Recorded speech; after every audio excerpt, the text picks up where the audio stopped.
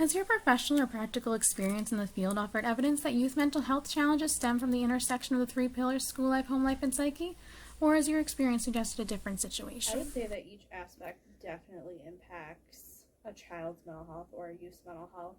I think based off of their parents' interaction, school interaction, really any aspect of their life can impact them. They definitely intersect for sure. There's sort of issues that kind of spill over from one area to the next. In my experience, usually like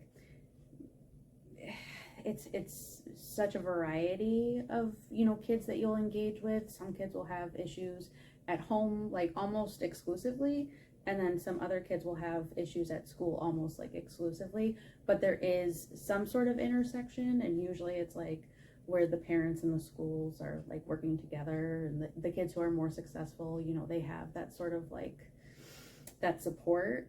Yes, I would say it definitely correlates with those intersections, because those tend to be the three main settings for adolescents and children.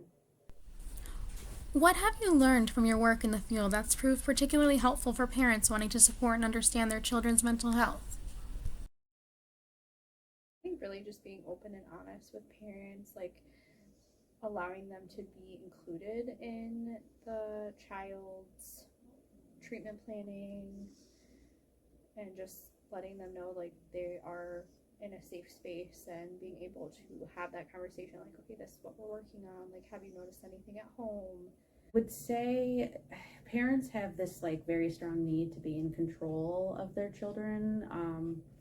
Not all of them, obviously there's some exceptions to that rule, but maybe just being there, being involved in whatever the situation is, being open. A lot of times kids are afraid to bring things to their parents. Like the kids are always better off with parents who are willing and able and ready to listen and not jump to like punishment. That's like something that I feel like when I do work with a parent, it's always like, hey, do we need to punish this person, or is there maybe something else, a deeper issue that we could work on, and a way that you can show your child that you're there for them, and if there's a big issue, you guys will solve it together without it being like so extreme.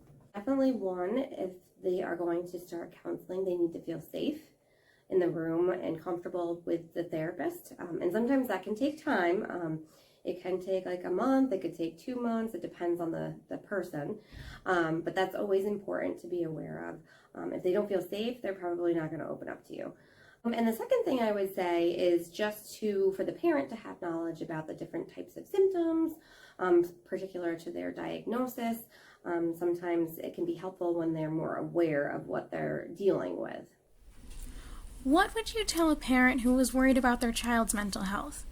If their child starts acting differently or even explicitly states that they're struggling, what can a parent do and say? So a parent can really be there for the child, listening to any issues that the child is going through. Like, let's say they're being bullied at school, but they're not comfortable telling their parent, like just making sure they're being open and being like, okay, like I know things have been going on at school, like do you want to talk about it? And sometimes they might want to, and sometimes they might not, which is why they're coming to therapy, right? So there's that extra person. Sometimes when you don't know what to say, it's okay to say like, I'm not sure how to help you. What could I do? Do you want me to just listen to you? Do you want to go talk to a therapist? When kids are engaging in like unsafe behaviors, tell parents like, when in doubt, take your kid to the hospital. Kind of help them get to the point where they can choose, what they want to do. And be supportive of that choice, as long as there's no like huge safety concerns. I would definitely approach the child first. You don't want to, go and schedule an appointment and then have them show up as a surprise. Probably not the best way to do it. I would approach them first and just say something along the lines of like, I've noticed some differences in you. What's going on? Do you want to talk about it? And I would give them the option. Like, do they want to talk to you? Do they want to talk to a professional? And then depending on what they say, I would definitely connect them with services if needed. What might be the best support resources other than parents for helping children with the intersection of school life, home life, and psyche as it affects their mental health? Teachers family members, anyone that's really in like their inner circle, even like friends or their friends' parents can be helpful. Because sometimes you don't want to talk to your parents, but maybe you want to talk to your friends' parents, and then they can kind of communicate with their parents as well.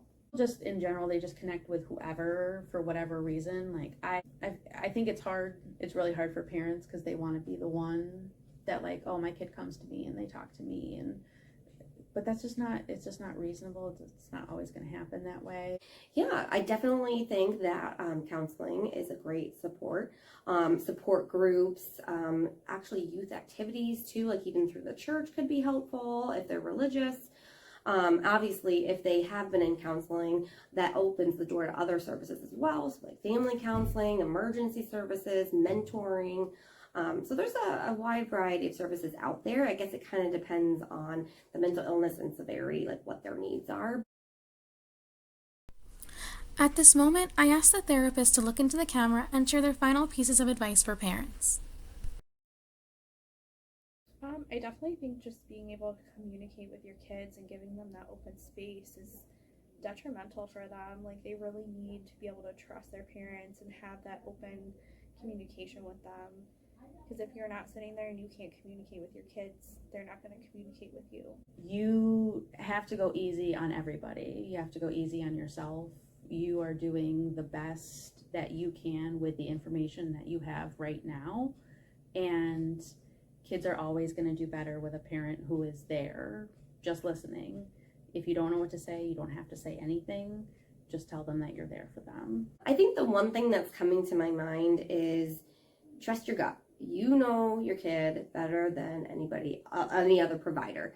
So if you feel like there's something wrong, if you feel like there's a risk, definitely take action on that. A special thanks to Ashley Lissow, Ashley Fenton, and Erica Party. And to all the parents out there watching, I wish you and your child the best, and I hope this video can help.